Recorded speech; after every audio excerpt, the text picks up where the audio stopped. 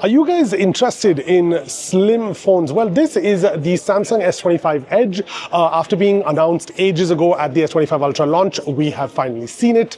It is here, it is in my hand, and let me tell you all about the S25 Edge. Now, obviously the first question, how thin is it? We are talking 5.8 millimeters. It feels very nice in the hand, extremely slim, extremely light. Weight is at just 163 grams, but we still retain a large 6.7-inch display.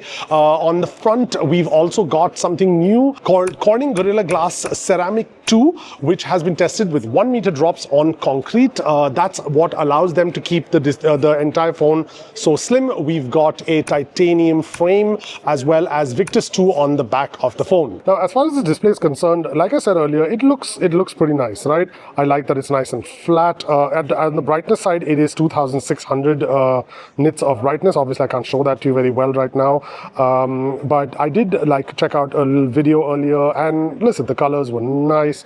You've got that deep saturation that comes with a Samsung device, which I think is pretty cool. And yeah, listen, not bad. Still a lot to check out, still a lot of testing to do, but from what I can see, I like it. It's nice, and it's nice to hold, and it's nice and thin. So yeah, display front, pretty cool. Now, as far as the colors of the device go, we do have a whole bunch of fancy names, but basically they're silver, black, and blue. I really like the black version. I think it looks the best in my opinion. Which one did you guys like? Let me know, because I'd be curious on what's going to be like the hot one to buy as far as the Samsung S25 Edge is concerned. And you might be wondering, battery. What did they squeeze in? They squeezed in a 3900 milliamp battery inside this thing, which is not bad. At the event where right now where they're showing us the device, they did show this whole thing where they showed the device running since 9 o'clock in the morning with a video going on and all that kind of stuff. But it will take real world testing before we really know what the battery is like on this thing. Now, as far as the cameras are concerned, we have a 200 megapixel camera that is the same one that's in the S25 Ultra, as well as a 12 megapixel ultra wide and the same 12 megapixel selfie camera that's on all the other in the S25 series. I did take a few shots with the phone, like just in where we are right now, and I can kind of show those to you. Now, as far as selfie goes, we've got a 12 megapixel camera, and well, they were all right. These were all taken with gesture control, and I mean, listen, they're decent, I guess.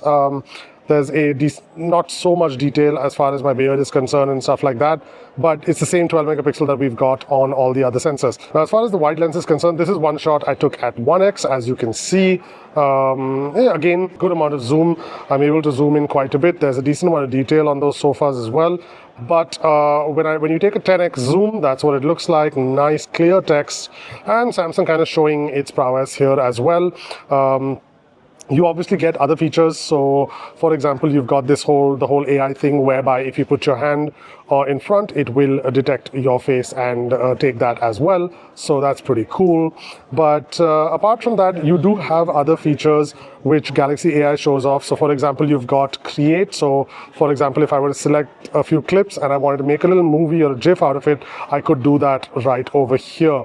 Apart from that, we have Audio Eraser as well. So, I'm pretty sure if I take this and if I click on AI, Audio Eraser shows up over there where it analyzes the sound, and right now it only detects noise, which I can adjust as per my liking. Now, as rumors of the phone were around, I was kind of worried about the fact that, hey, is this phone going to be something that they just kind of put aside and it's going to be a mid-ranger? It is not. It has the Qualcomm Snapdragon 8 Elite processor, 12 gigs of RAM, and has two storage options, 256 as well as 512, which is fantastic. Now, of course, they did pop in this powerful processor, but I do kind of question the fact on what's the heating going to be like. This is a very thin metal phone. So my first curiosity as soon as I get this phone is going to be to push it either with some sort of video editing or with gaming to see what that experience is going to be like. But right now, if you're watching this, what do you guys think? Let me know. Now, apart from that, on the body, we also have IP68 protection, but one disappointing fact is that this only has 25-watt charging. a big no. Samsung should not have done that. We should be seeing a minimum of 45 watts of charging on this thing. Now, apart from this, we get One UI 7 on the phone, which comes with all the features of Galaxy AI, Gemini.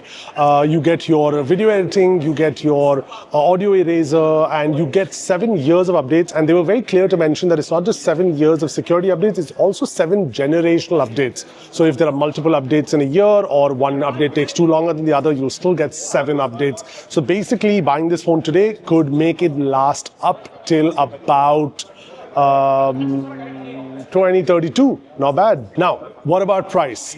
Price in the UAE is at 4,299 dirhams for the 256GB and 4,799 for the 512. That is quite steep in my opinion. I was expecting this to be a little lesser. I was expecting 3,799 and 4,299.